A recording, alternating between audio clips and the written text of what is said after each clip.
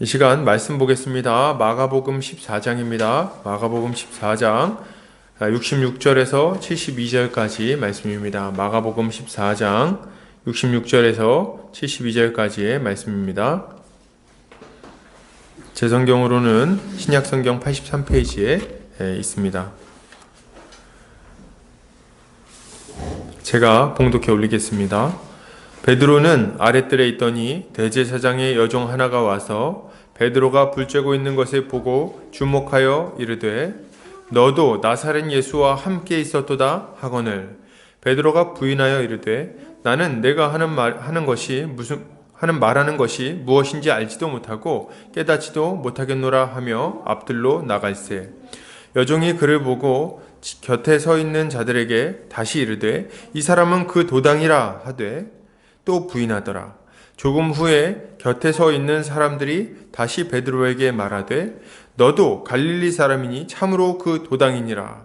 그러나 베드로가 저주하며 맹세하되 나는 너희가 말하는 이 사람을 알지 못하노라 하니 닭이 곧 두 번째 울더라. 이에 베드로가 예수께서 자기에게 하신 말씀 곧 닭이 두 번 울기 전에 내가 세 번 나를 부인하리라 하심이 기억되어 그 일을 생각하고 울었더라. 아멘.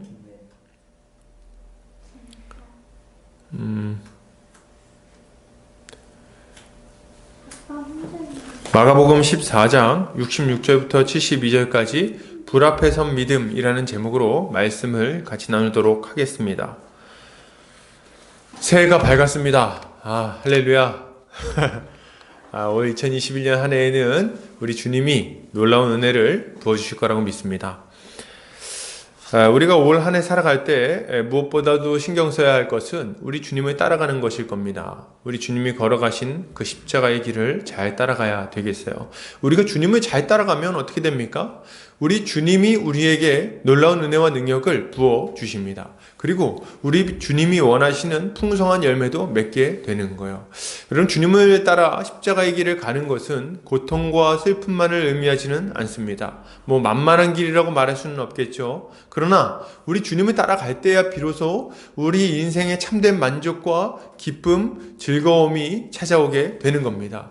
이 세상에 잠깐 누리게 만드는 그 짧은 쾌락, 어떤 자극적인 어떤 것들, 이런 것들은 잠깐 있다가 없어져 버려요. 그러나 우리 주님이 우리에게 주시는 기쁨과 만족은 이런 것과는 전혀 다릅니다. 우리가 전혀 상상하지도 못했던 기쁨이 우리의 삶 가운데 찾아와서 도무지 흔들리지 않고 빼앗기지 않는 그런 즐거움이 우리 삶을 지배하게 되는 거죠. 그러므로 우리는 우리 주님을 따라가는 일을 겁낼 것이 아니라 그렇게 주님을 따라가지 못할 것을 겁내야 되는 거예요. 그리고 따라가기를 아주 힘써야 되겠죠. 그러나 방금 전에도 말씀드렸다시피 이렇게 주님을 따라가는 것은 그렇게 만만한 일은 아닙니다. 왜냐하면 비용 계산을 해야 되기 때문에 그렇습니다. 그리고 비용 계산을 하고 주님을 따라가다가도 중간에 넘어지는 때가 얼마나 많이 있나요? 그렇기 때문에 우리는 비용 계산을 할 뿐만 아니라 비용 계산을 하고 가다가 중간에 넘어졌을 때 어떻게 해야 될 것인가? 이런 것들에 대해서도 좀 고민을 해봐야 되겠습니다. 여러분, 이 시대는 정말 비용 계산을 하지 않는 시대라는 생각이 문득문득 듭니다. 그저 교회만 다니면 끝이라고 여기는 분들이 참 많다는 말이죠. 그러나 이것은 아주 잘못된 생각이에요. 참된 믿음을 가져야 됩니다. 참된 믿음. 우리 주님이 인정하실 만한 참된 믿음. 이 믿음을 가지고 있지 못하다면 이 땅에서 하나님 나라의 복을 누릴 수 없을 뿐만 아니라 결국 그 영원한 하나님 나라에도 들어가지 못하게 될 것입니다.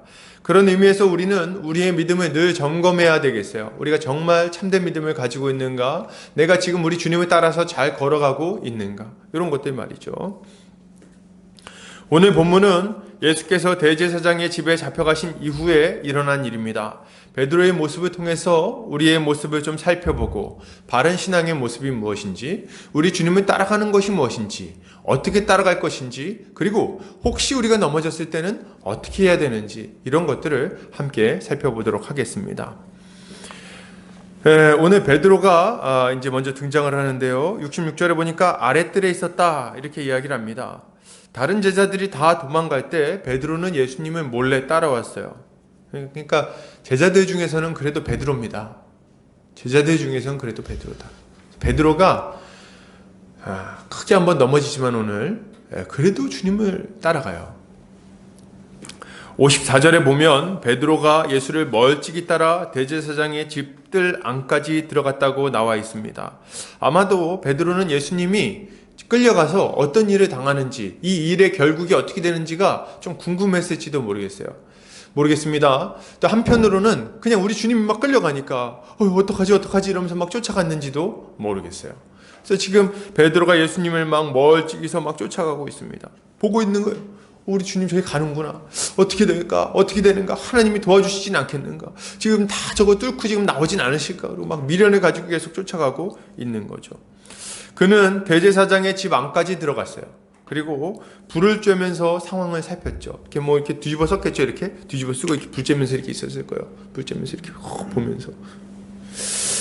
추운 밤이었기 때문에 베드로가 화폿불 곁에서 불을 쬐는 것이 뭐 이상한 일이 아니었습니다. 굉장히 추운 밤이었어요. 그래서 거기서 지금 불을 쬐면서 기다리고 있는 거죠. 베드로의 주변에는 아랫사람들이 함께 있었습니다. 겨울에 노가다 하러 가면, 이렇게 막노동을 하러 가면 거기 이렇게 화폿불을 펴놓습니다. 그 앞에 주변에 이렇게 아저씨들 모여가지고 이렇게 춥다 이렇게 하면서 이렇게 기다리죠. 이렇게 막 기다리는 거예요. 이렇게 하다가 이제 일하기도 하고 부르면 가기도 하고 이렇게 되는 건데, 베드로도 지금 그런 상황이었어요. 베드로 주변에 아랫사람들이 다 이렇게 같이 몰려가지고 옹기종기 모여가지고 불을 쬐고 있죠. 오늘 무슨 일이 있을 것인가. 근데 그때 문제가 터집니다. 어떤 문제요? 베드로가 불을 쬐고 있는 옆으로 대제사장의 여종 하나가 찾아옵니다. 그리고 베드로를 주목해서 보죠. 이 여종은 베드로에게 너도 나사렛 예수와 있었다! 이렇게 이야기를 합니다. 갑자기 탁 소리 지르면서 탁 손가락질을 했겠죠? 너 베드로 아니야? 이렇게 얘기를 했을 것 같아요. 아마도 이 여종은 베드로에게 귀를 잘린 사람의 친척이었던 것 같습니다. 요한복음 18장 26절에 보면 이렇게 나와 있어요. 대제사장의 종 하나는 베드로에게 귀를 잘린 사람의 친척이라 이르되 내가 그 사람과 함께 동산에 있는 것을 내가 보지 아니하였느냐. 이렇게 딱 얘기를 해요. 뭐 여종이었는지는 확실하진 않아요. 그러나 그런 가능성이 있다는 생각이 듭니다. 어쨌든 종 중에 한 명이 친척이었어요. 하필이면. 그래가지고 귀 잘렸는데 그 베드로라는 놈이 말이지, 우리 친척 귀를 잘랐잖아, 이 나쁜 놈이. 뭐 이렇게 얘기를 하고 있는데 보니까 베드로가 거기 서 있는 거예요. 베드로는 아주 난처한 상황에 빠졌습니다. 자신이 예수의 제자라는 것을 아는 사람이 등장했으니 예수님과 함께 끌려갈 상황이 된 겁니다. 베드로는 큰 두려움에 빠졌어요. 이제 여기 끌려가면 어떻게 돼요? 신문당하고 고문당하고, 그리고 이제 빌라도에게 끌려가가지고 십자가형을 당할 수도 있는 거 아닙니까? 굉장히 큰 두려움에 빠지는 거예요. 그래서 이 여종에게 말합니다. 나는 네가 말하는 것이 무엇인지 알지도 못하고 깨닫지도 못하겠노라. 이렇게 얘기를 해요. 그러니까 두 번 부인하죠. 알지도 못하고 깨닫지도 못하겠다. 뭐 말 들으면 알지 뭘 깨닫지 못합니까? 내가 지금 의심받고 있다는 건 모르겠어요? 근데 이제 막 이렇게 아니야 뭔 소리 하고 있는 거야? 너 무슨 소리 하는지 난 모르겠는데? 이렇게 하면서 지금 이제 가고 있는 거죠. 그리고 베드로는 앞들로, 이번에 이제 아랫뜰에서 앞들로 도망갑니다. 앞들로 도망가는데 그때 이제 참 집요하게도 이 여종이 따라옵니다. 조그마한 여자를 말하는 거예요. 이 단어 자체가. 조그마한 여자 종이, 여자아이가 이제 막 쫓아오면서 너 베드로 맞잖아, 당신 맞잖아, 이렇게 하면서 쫓아오는 거예요. 그러니까 얼마나 이게 난처할까요? 지금 막 도망갔더니 거기까지 막 쫓아왔어요. 아주 열심히 있는 친구예요. 그리고 베드로가 예수 도당이라고 고발을 하는데 베드로는 여기서 또 한 번 부인합니다. 아니라니까 왜 그래? 너 지금 아니라 그랬잖아 내가. 이렇게 딱 부인을 합니다. 그러자 그 주변에 있는 사람들도 말하기 시작했어요. 보니까 너 맞는데 너 갈릴리 사람이잖아. 너 억양이 갈릴리 억양을 쓰는데 뭐 이렇게 얘기하는 거예요. 그러니까 우리나라로 치자면은 이제 뭐 사투리를 쓴 거죠. 지방의 사투리. 아니란께! 뭐 이렇게 얘기를 한 거예요. 너 사투리가 지금 저긴데 이렇게 얘기를 하는 거예요. 아니란 말이요. 뭐 이렇게 얘기할 때 이제 너 저기 그 지방 사람 맞구만. 뭐 이렇게 얘기를 하는 거죠. 그러자 베드로는 예수님을 막 부인해야 되는데 그냥 부인하는 걸로는 빠져나갈 수 없다는 느낌을 받았던 것 같아요. 그래서 어떻게 합니까? 저주하면서 예수를 모른다고 이야기를 합니다. 예수님을 저주했다고 나와요. 아주 심한 말을 했던 것 같아요. 참 비참한 장면이라고 할 수 있겠습니다. 참 비참한 장면이다. 오늘 이 장면은 베드로의 평생에 있어서 가장 비참한 장면이다. 이런 생각이 듭니다. 베드로는 여기서 더 이상 도망갈 수가 없었어요. 여러분, 베드로는 예수님을 따르고 있었습니다. 멀찍이서, 아주 멀찍이서 예수님을 따르고 있었어요. 가까이서는 아니죠. 멀찍이서. 대제사장의 집 안까지 들어갔습니다. 문제는 뭐예요? 베드로가 멀찍이서 예수를 따라가고는 있지만, 몸은 따라가고 있지만 실상 베드로는 예수님을 따르는 것이 아니었다는 데 문제가 있습니다. 우리 주님이 나를 따르라 할 때는 이렇게 멀찍이서 따라오라는 얘기가 아닙니다. 예수님을 그냥 몸만 따라오라는 얘기가 아니죠. 가룟 유다도 예수님을 따라다녔어요, 여러분. 그걸 따른다고 말할 수 없습니다. 그럼 뭐가 따르는 겁니까? 예수님과 함께 한 마음으로 한 방향을 향해서 자기 인생을 걸고 걸어가는 것을 비로소 따른다고 말할 수 있는 거예요. 지금 베드로는 멀찍이서 예수님을 따라가고 있습니다. 몸은 따라가지만 실제로는 따르지 않는 거예요. 여러분, 베드로는 예수님을 따라가고 있지 않았습니다. 이렇게 제가 단호하게 얘기할 수 있는 이유는 뭡니까? 그는 십자가를 지고 따라가고 있지 않았기 때문에 그렇습니다.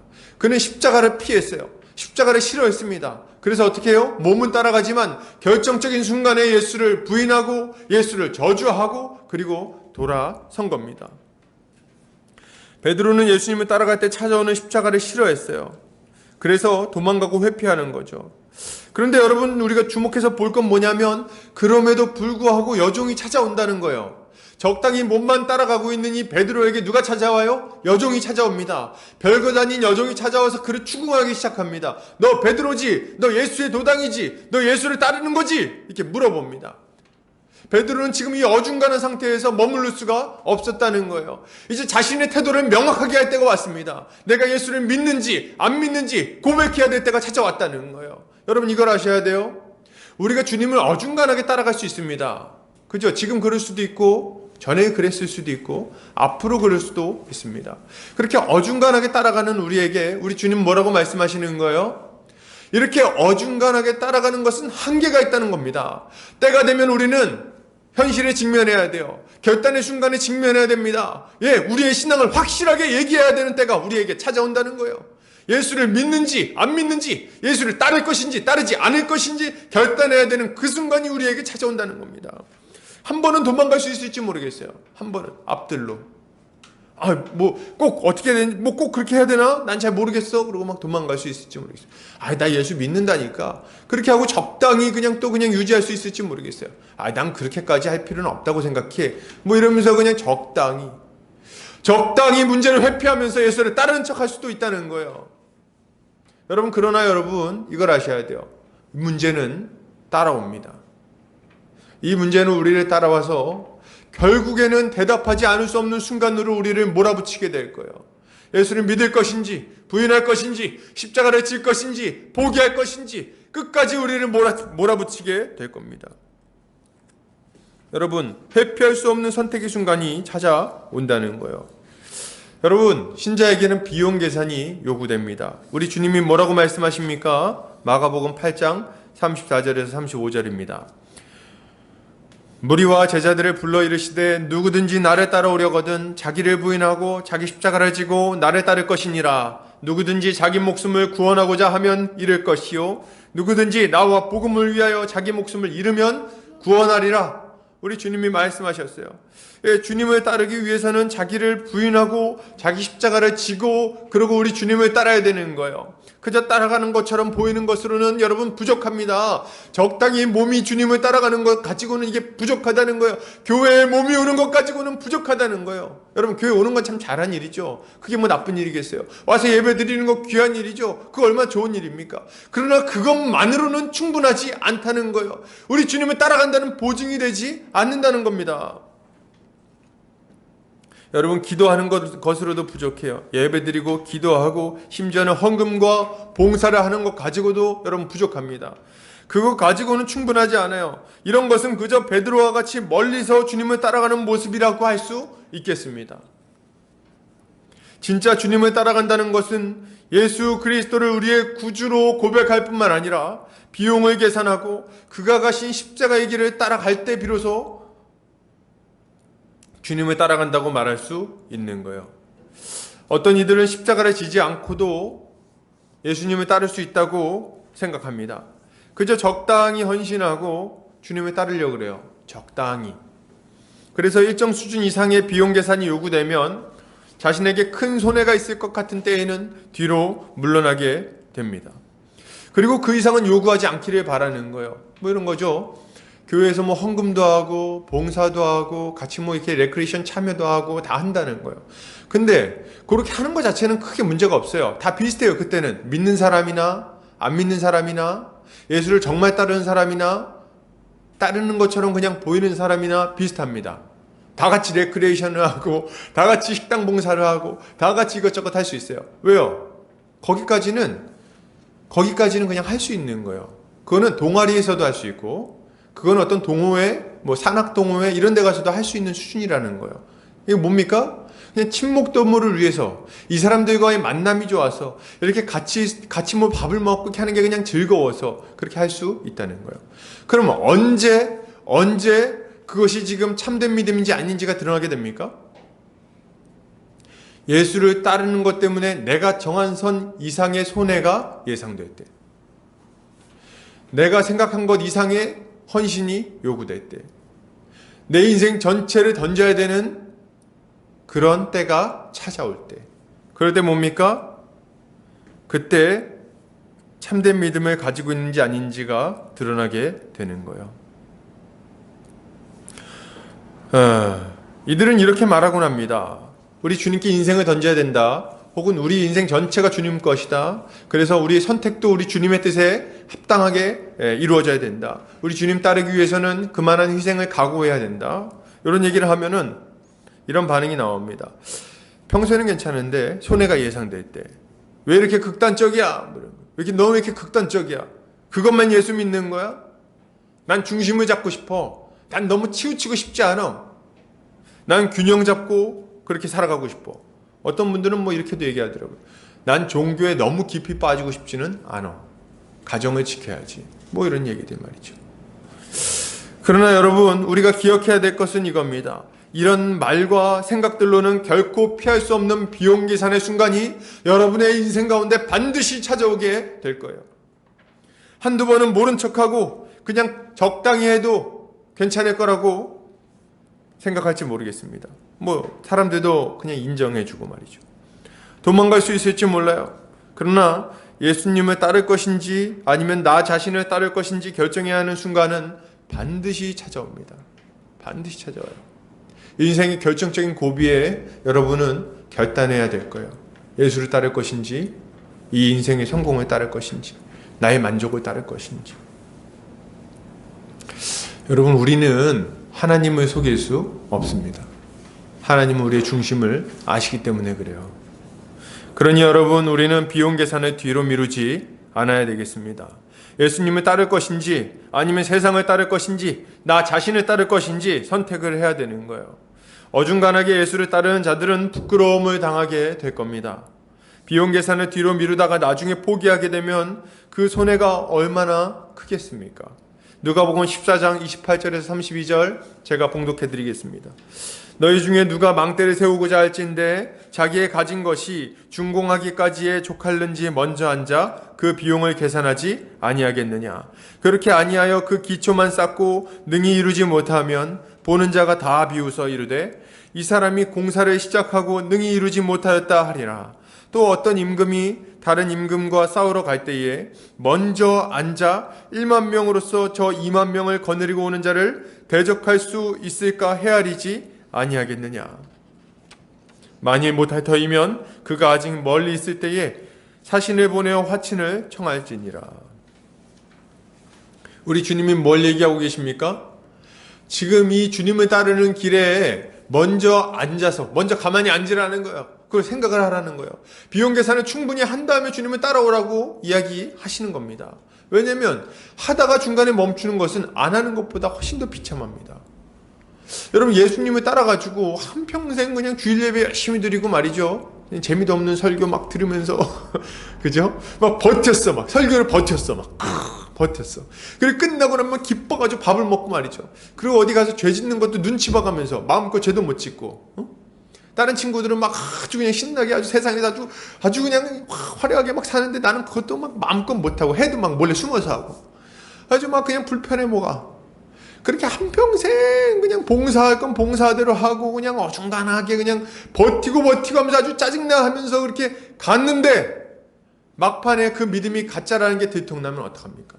또 혹은 막판에 가가지고 아유 이건 아닌가 보다 싶어가지고 이거 포기하고 세상으로 나가버리면 어떡할 거예요? 그럼 그간의 그 모든 일은 뭐가 됩니까? 제가 얘기하는 게 되게 너무 극단적인 얘기처럼 들리십니까 혹시? 이렇게 그렇게 하는 사람이 어딨어? 중간에 예수를 믿겠지? 뭐 이런 생각이 드시나요? 그럴 수도 있을 것 같아요. 근데 여러분 텔레비를 한번 보세요. 혹은 뭐 이렇게 그런 거 있잖아요. 뭐 여성중앙 뭐 이런 거 있잖아요. 그런데 보면은 그 항상 뭐 카피에 뭐가 붙어 이 글씨 써 있는 거 중에 뭐가 있냐면 무속인이 된 전 집사 뭐 이런 거 막 있어요. 이게 얼마나 코미디 같은 일입니까? 세상에 어떤 집사님 됐던 분이 어떻게 무속인이 되냔 말이에요. 그런 일들이 근데 막 있다는 거예요. 제가 지금 무슨 얘기를 하려고 하는 겁니까? 어중간하게 주님을 따라가다가는 중간에 이 신앙을 포기하고 그리고 인생을 낭비하는 일들이 생길 수 있다는 겁니다. 그래서 여러분 예수를 안 따를 거면 빨리 포기하시고 그리고 세상으로 나가시는 게 더 나을지도 모르겠어요. 그러나 여러분 그렇게 하면 안 되겠죠? 지금 제가 세상으로 나가라고 막 조장하는 건 아니겠죠? 지금 해야 될 건 뭡니까? 지금 결단하셔야 된다는 결단. 어떤 결단이요? 주님을 따르기로 결단하는 거. 빨리 항복할수록 좋아요. 빨리 항복할수록 좋아. 빨리 항복하고 주님을 따르려면은 십자가를 지는 것 외에는 길이 없구나. 이걸 분명히 알고 인생을 던질 각오를 하시라는 거예요. 여러분, 주님을 따르기 위해서 인생을 던지는 것이 어떤 것인지 좀 진지하게 고민해야 됩니다. 그게 어떤 삶인지 고민해야 돼요. 어중간하게 신앙생활하지 않아야 됩니다. 여러분 한 번밖에 없는 인생인데 이렇게 어중간하게 신앙생활에서는 이게 참 바람직하지 않은 거예요. 무슨 열매를 맺겠어요. 여러분 근데 이게 진짜 그래요. 신앙생활하면서 한번 보세요. 주변을. 경험적으로 딱 알아요. 어중간하게 신앙생활하는 사람들의 인생에 무슨 향기가 있습니까? 거기에 예수의 향기가 풍겨납니까? 거기에 우리 주님이 받으실 만한 아름다운 열매들, 그 사람으로 말미암아 맺혀지는 영혼 구원, 뭐 이런 것들이 있습니까? 저는 못 본 것 같아요. 어중간하게 주의 대예배드리고 축도할 때 막 그냥 도망치듯이 나가고 말이죠.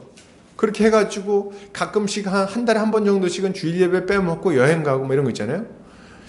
그렇게 막 이렇게 어중간하게 주님을 따라가려고 할 때 그 인생에 정말 어떤 열매가 맺혀지나요? 행복해 보이던가요? 자유로운가요? 아니란 말이죠.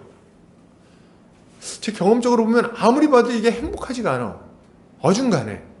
교회는 약간 이렇게 무슨 케이크 위에 딸기처럼 데코레이션처럼 이렇게 장식해 놓은 것 같아요. 신앙생활을. 제대로 주님을 못 따라간단 말이죠. 진짜 우리 인생 전체를 던져가지고 그 인생에서 사골국처럼 막 확 우러나는 비유가 참 멋지네요. 확 우러나는 어떤 맛, 신앙의 맛. 그 사람 옆에 있으면 그 신앙의 인격 때문에 그냥 다 감화감동하고 말이죠. 야, 정말 네가 예수 믿는 사람이구나. 너 때문에 내가 예수 한번 믿어봐야겠다. 막 이런 생각이 들도록 만드는 그 깊은 인생의 맛이 있냔 말이죠. 그게 있어야 되는 거예요. 그렇게 할 때 그 표정부터 다릅니다. 표정부터. 그 얼굴에서부터 그냥 평안이 있고 기쁨이 있고 그리고 주변 사람들을 평온하게 만들어주고 말이죠. 이게 참된 신앙인 안에서 막 나타나야 되는 비용 계산한 후에 사람의 모습인 거죠. 사랑하는 우리 성도님들, 신앙의 도전이 우리에게 찾아옵니다. 찾아와요. 반드시 찾아와요. 비용 계산의 순간이 찾아와요. 이 도전에 정면으로 맞서서 진지하게 응답하는 성도님들 되시기를 바랍니다. 자꾸 이렇게 딱 결정해야 되는 순간에 다음으로 미루지 마세요. 더 힘들게 결정하게 돼요. 더 빨리 빨리 결정하고 내가 주님 따르겠다. 따르려면 뭘 내가 뭘 희생해야 되지? 내가 뭘 던져야 되지? 이런 걸 탁 진지하게 고민해 보세요. 예수가 진짜인지, 혹은 세상을 살아가는, 세상에서 성공하고 이런 게 진짜인지 진지하게 고민해 보고 결단하는 성도님들 되시기 바랍니다. 계속 보겠습니다. 자, 그렇다면 우리가 어떻게 이 비용 계산을 하고 주님을 따라갈 수 있을까요? 사실 비용 계산이라는 게 쉬운 것도 아닌데, 베드로는 여종이 몰아붙이자 견디지 못하고 예수님을 3번이나 부인합니다. 그런데 3번째는 예수님을 저주하면서 맹세까지 하는 걸 보게 돼요. 죽을지언정 예수님을 부인하지 않겠다고 굳게 맹세했던 베드로가 도대체 어디 있습니까, 여기? 그렇게 의지를 다해갖고 예수님 옆에서 그냥 막 결단했던 그 베드로 어디 있냐는 거예요. 그 맹세가 참 허망할 뿐입니다. 너무 허망해요. 너무 허망해요. 베드로는 비용 계산의 순간에 예수님을 부인합니다. 왜요? 두려웠기 때문에 그래요. 두려웠기 때문에. 고난당하는 것이 두려웠고, 가족들을 더 이상 보지 못하게 될 것이 두려웠고, 또 목숨을 잃을 것이 두려웠어요. 그래서 예수를 3번이나 부인하는 거예요. 이 두려움을 이기지 못하고. 이 베드로의 모습은 한편으로는 이해가 됩니다, 여러분. 한편으로는 이해가 돼요. 이런 두려움을 이길 수 있다고 장담할 수 있는 사람이 어디에 있겠습니까? 당장 목숨을 내놓아야 되는 그런 순간에 지금 예수를 내가 무조건 믿겠다고 얘기할 거라고 장담할 수 있는 사람 누가 있냐는 거예요. 아마 장담 못할 겁니다. 여러분, 그 일제 치하에 있을 때 많은 목사님들이, 우리가 많이 듣는 얘기는 뭐냐면 이런 얘기를 많이 들어요. 그때 주기철 목사님이 신앙의 절개를 지키고 신사참배를 안 하시고 철치미를 걸었다. 모진 고문을 당하셨지만 그럼에도 불구하고 신사참배를 안 하셨다. 이런 얘기 많이 듣습니다. 손양원 목사님이 신앙의 절개를 지키고 감옥에 갇히셔서 옥고를 치르셨다. 이런 얘기 많이 듣지 않습니까?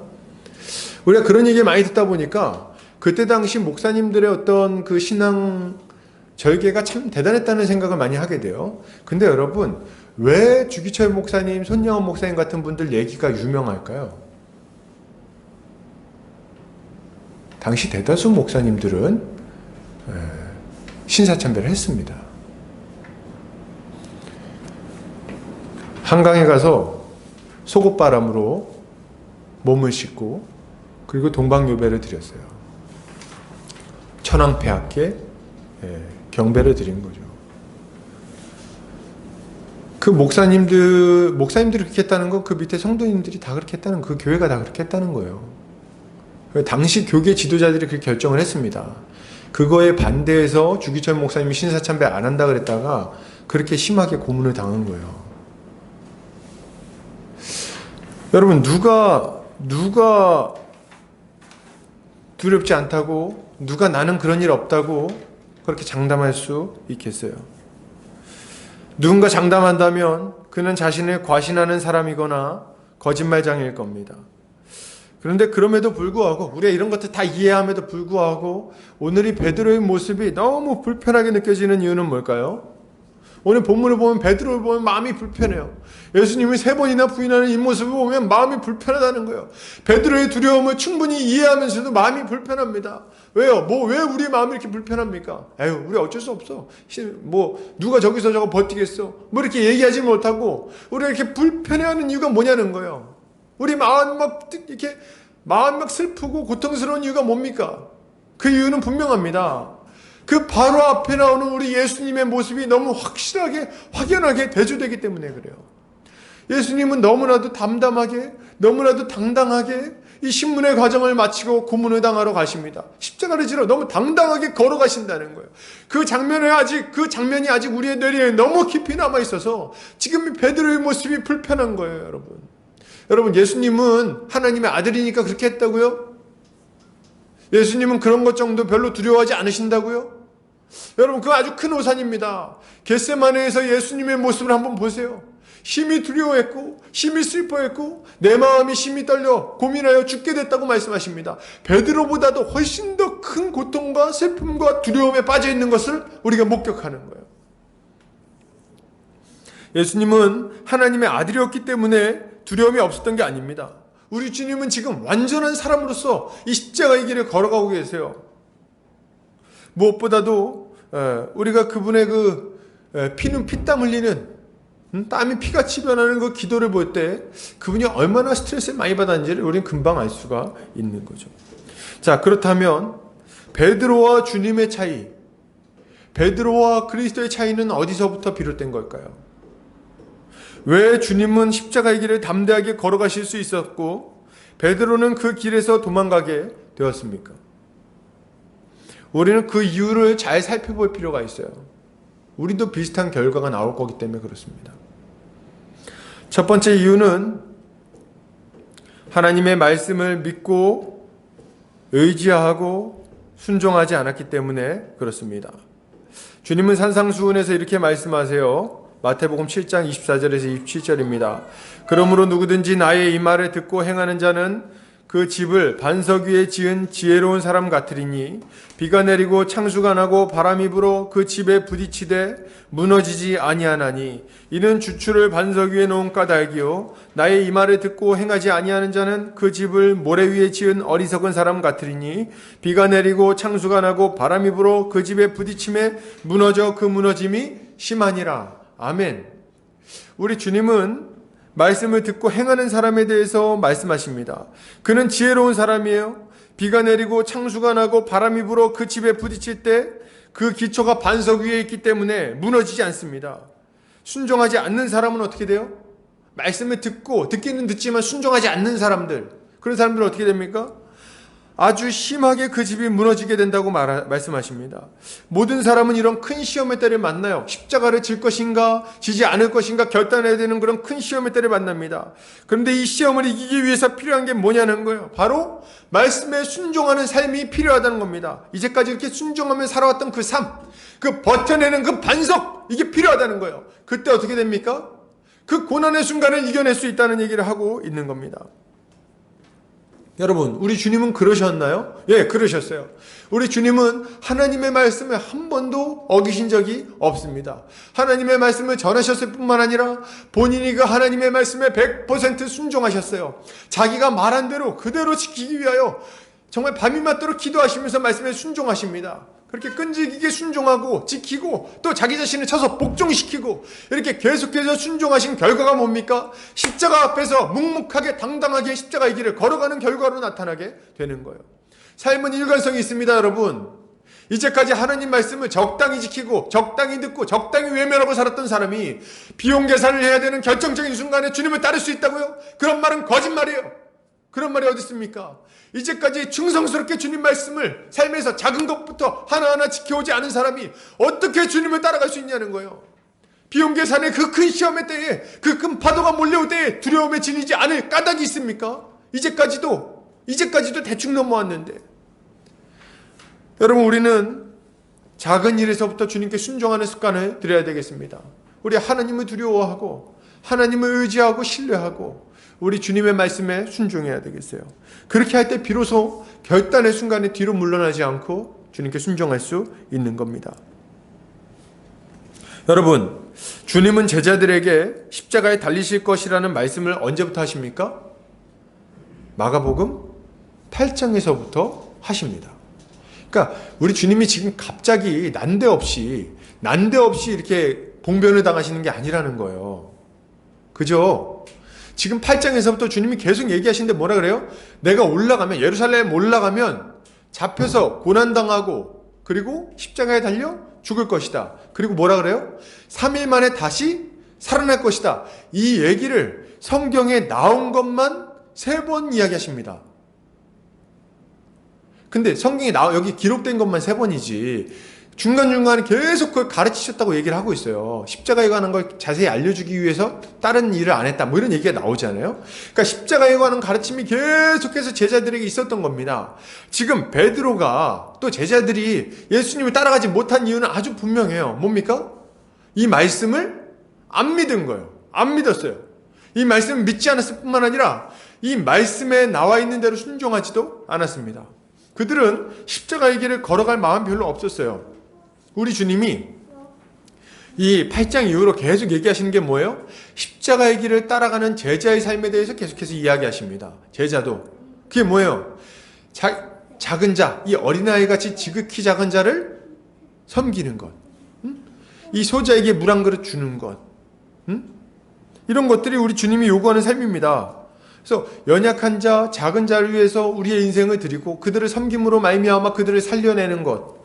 그들이 그 섬김으로 말미암아 힘을 얻게 만드는 것, 그 가운데 오는 고난을 감당하는 것, 높아지려고 하지 말고 낮아지는 것, 이것이 바로 우리 주님의 가르침 아니겠습니까? 문제는 뭐예요? 우리 제자들이 마지막 순간까지도 이 주님의 가르침에 불순종했다는 겁니다. 계속해서 그 말씀을 거부하고 거절하고 듣지도 않고 엉뚱한 얘기를 합니다. 하나는 좌편에 하나는 우편에 앉혀주십시오. 뭐 이런 얘기하고 말이죠. 여러분, 그러니까 이렇게 주님 말씀에 불순종하고 어중간하게 이렇게 따라왔던 애들이, 이런 제자들이 결정적인 순간에 주님 안 따라가는 것은 너무 당연한 얘기예요. 너무 당연한 얘기다. 이들은 주님을 3번이나 부인하는 것으로 부끄러운 결과를 맞이하게 되는 거예요. 두 번째 이유를 좀 말씀드리면, 두 번째 이유는 기도하지 않았기 때문에 그렇습니다. 베드로가 못 따라간 이유는 두 번째는 기도하지 않았기 때문에 그래요. 예수님께서는 공생의 가운데 수시로 기도하셨죠. 그리고 지금 이 십자가를 앞두고 특별히 기도하셨어요. 주님은 공포에 질려있는 그 순간에 겟세마네에서 엎드려 기도하십니다. 땀방울이 핏방울이 되도록 기도하세요. 자기를 부인하고 하나님의 뜻이 이루어지기를 기도하십니다. 이 기도를 힘입어서 주님은 담담하게 십자가의 길을 걸어 가시는 거예요. 여러분, 주님이 기도하실 때 그러면 제자들은 뭐 했나요? 우리 주님이 막 땀방울이 핏방울이 되도록 막 간절히 하나님 앞에 3번이나 기도할 때 제자들은 뭐 했죠? 우리 주님이 말씀하시잖아요. 시험에 들지 않게 깨어있어 기도하라. 마음에는 원이로되 육신이 약하도다. 지금 이 결정적인 순간에 너희가 지금 마음에는 막 날 따르고 싶을지 모르겠지만 너 육신이 약해서 두려움 때문에 못 따라올 거야. 그러니 지금 기도해야 돼. 이렇게 말씀하실 때, 3번이나 이렇게 간절하게 요청하실 때 제자들 다 뭐 했냐는 거예요. 베드로는 뭐 하고 있었습니까? 깊이 잠들어 있었어요. 아주 평안함 가운데 깊이 잠들어 있었어요. 물론 슬픔 때문에 잠들었지만 그들은 십자가의 길을 앞두고 영적인 잠에 깊이 빠져 있었어요. 그러니 십자가를 앞에 두고 두려움에 빠지고 당황하고 있는 것입니다. 사랑하는 우리 형제 자매님들, 우리는 어떻게 십자가의 길을 따라갈 수 있을까요? 어떻게 올바로 비용 계산을 하고 주님을 따라가는 자가 될 수 있을 겁니까?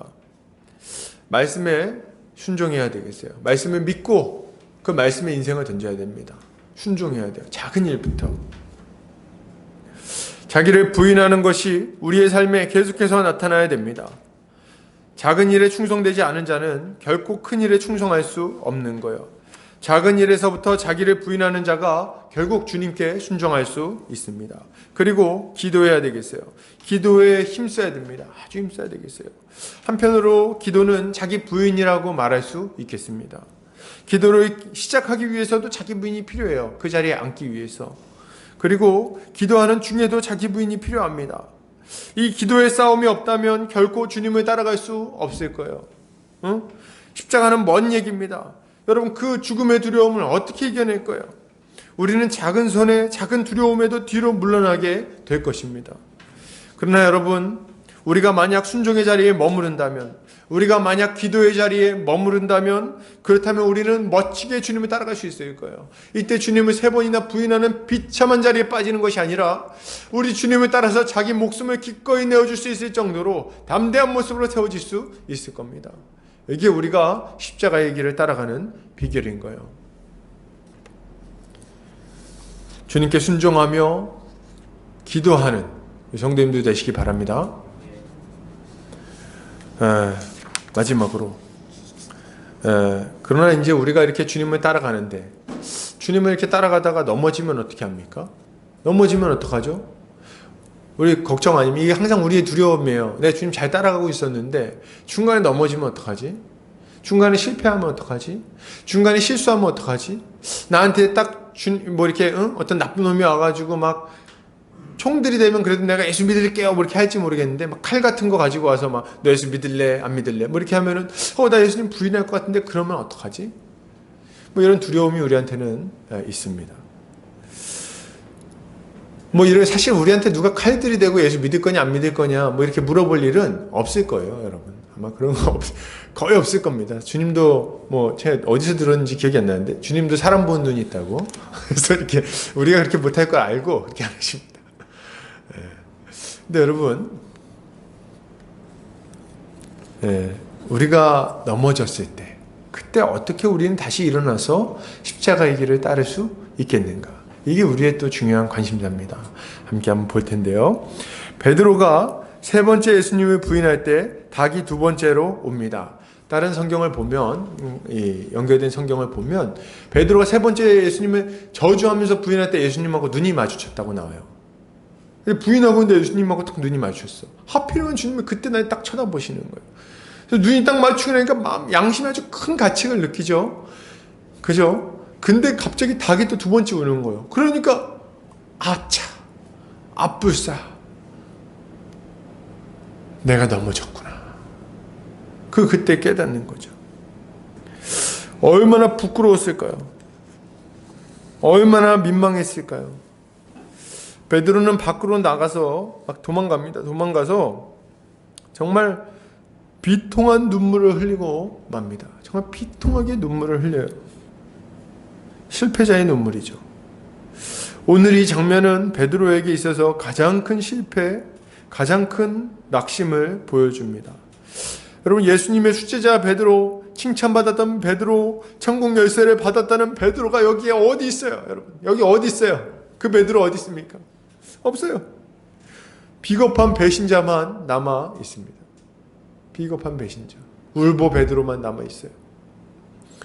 그런데 여러분, 저는 오늘 이 베드로의 모습이 참 비겁하다고, 야, 이 나쁜 놈이다, 이거 참 비참하다, 어떻게 어리석은 녀석, 막 이렇게 그런 마음을 막 갖다가도 한편으로 참 다행스럽다 이런 생각을 합니다. 너무 다행이다 이런 생각을 해요.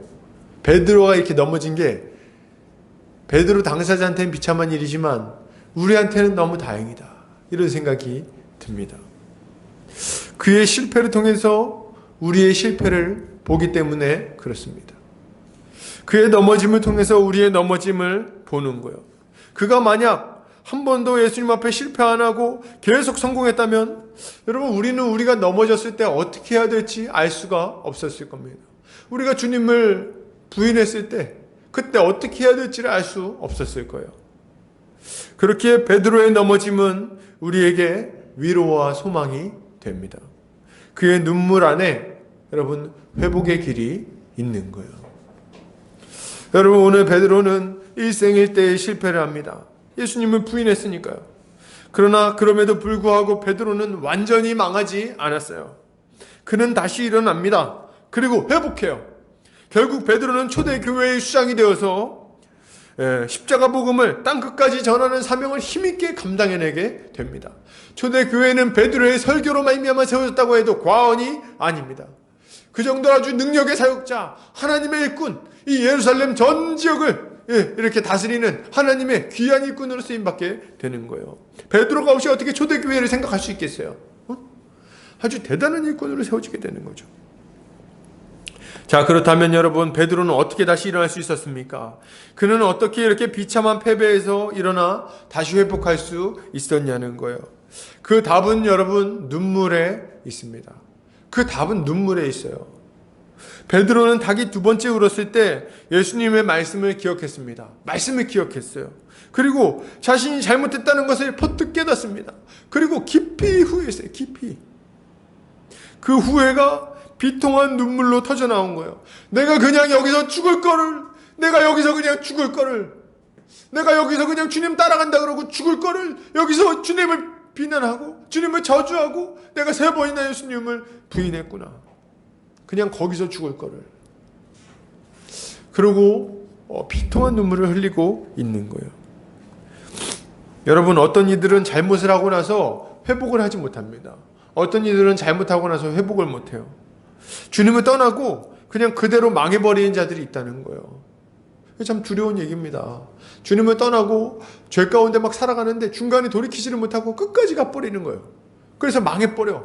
완전히 영혼이 망할 뿐만 아니라 영원히 망해버리는 경우가 있다는 거예요. 그들의 특징은 뭡니까? 그 특징이 뭐예요? 회개하지 않는 거예요. 그게 특징이에요. 회개하지 않는다. 주의 말씀을 듣는데도 그것을 그냥 가볍게 여기는 거예요. 잘못을 지적하는데도 불구하고 그것을 다른 사람들 이야기로 여깁니다. 그저 불쾌하게 여기거나 가볍게 여겨요. 그 결과는 뭡니까? 양심의 화인을 맞는 겁니다. 그리고 그 영혼이 완전히 망해버려요. 후메네오와 알렉산더 같은 자들입니다. 또 어떤 이들은 말씀을 듣고 눈물을 흘리지만 그럼에도 불구하고 회복하지 못하고 망해버리는 자들도 있습니다.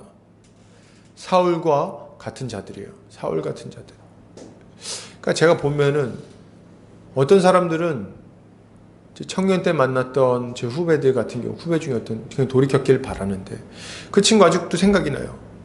하나님 앞에 회개하는 것을 우습게 여기더라고. 우습게 여겨야죠. 아유, 나중에 회개하면 되지 뭐. 나중에 회개하면 되지 뭐. 여러분, 이런 말이 어떻게 나올 수가 있습니까? 그냥 하나님은 뭡니까 그럼? 하나님은? 이런 말은 하나님을 인격적인 하나님으로 믿지 않는 거예요. 전능하신 하나님, 온 우주의 창조자, 우리를 다스리는 엄위하신 왕이심을 인정하지 않는 거예요. 그러니까 뭐라 그래요? 에이, 회개하면 되지 뭐. 회개가 그렇게 쉽습니까? 죄에 대해서 전혀 후회하지도 않고 전혀 비통해하지도 않고 전혀 슬퍼하지도 않는 그 모습으로 회개를 한다고요? 우리 주님은 바보십니까? 그걸 못 알아채세요? 그렇게 하나님 잘못했습니다. 이러면 그냥 다 받아주시는 분입니까? 어떻게 그렇게 교만하게, 어떻게 그렇게 완악한 모습으로 회개를 입에 담을 수가 있습니까? 여러분 마찬가지예요. 막 울어. 막 웁니다. 잘못했어요. 하나님 잘못했어요. 근데 울긴 울지만 이게 참된 회개가 아닌 사람들이 있다는 거예요. 사울과 같은 자들.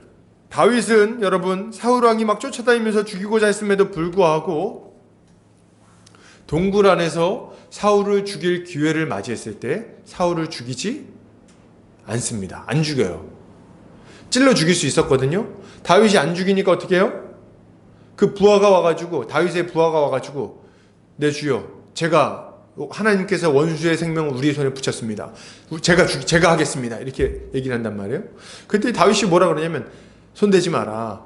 하나님의 기름 부음 받은 자를 우리가 그렇게 할 수 없다. 이렇게 딱 막습니다. 그리고 사울의 옷자락을 딱 찢습니다. 그리고 그걸 가지고 와요. 그리고 나서 사울이 나중에 깨가지고 딱 밖에 나왔는데 맞은편에 딱 서가지고 이거 딱 보여줍니다. 왕이시여! 근데 이제 사울이 죽이려고 다윗 저기 있다! 죽여야지 이렇게 막 하고 있는데 딱 보여주면서 얘기해요. 이 물병과 이 옷이 누구 겁니까? 막 말해요. 이거 왕 거 아닙니까? 제가 방금 전에 하나님께서 왕의 목숨을 저희 손에 주었지만 저는 왕의 목숨을 여호와의 기름 부은 왕을 행하는 것을, 죽이는 것을 허하지 않았습니다. 제 결백을 이것이 증명합니다. 이렇게 얘기를 한단 말이에요. 그랬더니 이 얘기를 듣고 사울이 막 웁니다. 사무엘상 24장 16절이에요. 다윗이 사울에게 이같이 말하기를 마침에 사울이 이르되 내 아들 다윗아 이것이 내 목소리냐 하고 소리를 높여 울며. 예, 사울이 울었어요, 여러분. 사울이 울었다고요. 눈물을 흘리면서 후회합니다. 내 아들아 이렇게 부르는 거 볼 때 내가 다윗한테 지금 못할 짓 하고 있구나. 내가 왜 정신이 나갔었지. 이런 생각을 했던 것 같아요. 그래서 후회합니다. 그리고 울었어요. 문제는 뭡니까? 이렇게 울고 나서 다시 다윗을 죽이고자 한다는 거예요.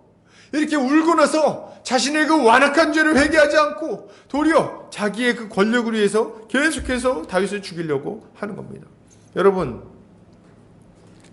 회개했다면 죄에서 떠나야 되는 거예요, 여러분. 눈물을 흘리면서 죄에서 떠나지 않는다면 그 눈물이 무슨 의미가 있겠어요? 여러분, 그 눈물이 무슨 의미가 있겠어요? 아주 가증스러운 눈물 아닙니까?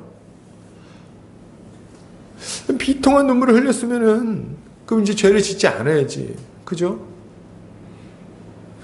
이런 눈물은 그냥 감정의 움직임에 불과한 거예요. 여러분, 참된 회개는 무엇입니까? 우리의 영혼을 살리는 그런 회개는 뭔가요? 다시금 벌떡 일어나서 십자가의 길을 갈 수 있도록 만들어주는 참된 회개는 뭡니까? 그것은 주의 말씀을 기억하고 그 말씀으로 돌이키는 회개입니다. 죄에서 떠나 죄와 싸우는 노력이 요구되는 그런 회개인 거예요. 거룩을 향한 몸부림이 있어야 되겠습니다. 주님의 뜻에 순종하려고 아주 애써야 된다는 거예요. 이렇게 할 때 비로소 참된 회개라고 말할 수 있습니다. 그런 의미에서 회개하는 자는 다윗과 같이 기도할 수밖에 없어요. 시편 51편 10절에서 12절입니다. 하나님이여, 내 속에 정한 마음을 창조하시고 내 안에 정직한 영을 새롭게 하소서. 나를 주 앞에서 쫓아내지 마시며 주의 성령을 내게서 거두지 마소서. 주의 구원의 즐거움을 내게 회복시켜 주시고 자원하는 심령을 주사 나를 붙드소서. 이게 회개하는 자의 기도입니다. 다윗은 다시 정한 마음, 정직한 영을 새롭게 하시기를 구했어요. 그리고 하나님 앞에서 자신이 멀어지는 것을 아주 두려워했어요. 이거 두려워했어요. 하나님하고 멀어지면 어떡하지? 두려워했어요. 그래서 어떻게 합니까? 계속 주님 앞에 나아가기를 힘쓰는 거예요. 계속 주님 앞에 나아가기를. 그리고 주님이 주시는 기쁨을 누리며 살게 해주시기를 간구했습니다. 다윗은 자신을 붙잡아 주시기를 하나님 앞에 구했어요. 이것이 회개하는 심령이라고 할 수 있습니다. 이게 회개하는 심령이에요. 자기 자신을 과신하지 않고 하나님의 은혜를 구하며 계속해서 하나님 앞에 나아가는 것. 눈물은 우리의 완악한 심령을 녹이는 물이 되기도 하지만, 그럼에도 불구하고 그저 눈물만 많이 흘린다고 회복이 되는 것은 아닙니다. 여러분, 눈물은 제가 볼 때 하나님의 선물이에요. 하나님의 축복이에요. 우리가 하나님 앞에서 울 수 있다는 건 참 감사한 일입니다. 눈물이 안 나올 때 참 답답해요. 예전에는 찬양만 불러도 막 실로암 찬양만 부르면 눈물이 막 펑펑 쏟아졌는데, 지금 실로암 찬양을 100번 불러도 눈물이 안 나오는 완악한 심령, 뭐 이런 거 있잖아요. 혹은 뭡니까? 뭐 이렇게 옛날에는 눈만 감으면, 기도하려고 눈만 감으면 막 눈물 날 때가 있어요. 아버지 이렇게 하면 눈물이 막 펑펑 쏟아지고, 그때는 뭐 별다른 기도를 많이 안 해도 되죠. 그냥 아버지 이렇게 하고 그냥 와도 돼요. 근데 눈물이 메마르는 때가 있어요. 아이고, 이건 아주 위기 신호입니다. 눈물이 메말라. 기도를 하는데 눈물이 안 나오고, 찬양을 부르는데 눈물이 안 나오고, 말씀을 듣는데 눈물이 안 나오는 거예요. 참 안타까운 일이에요. 그래서 눈물은 하나님의 선물이라고 할 수 있습니다. 우리의 마음을 씻어주고 깨끗하게 하고, 그리고 다시금 주님을 바라보게 만드니까요.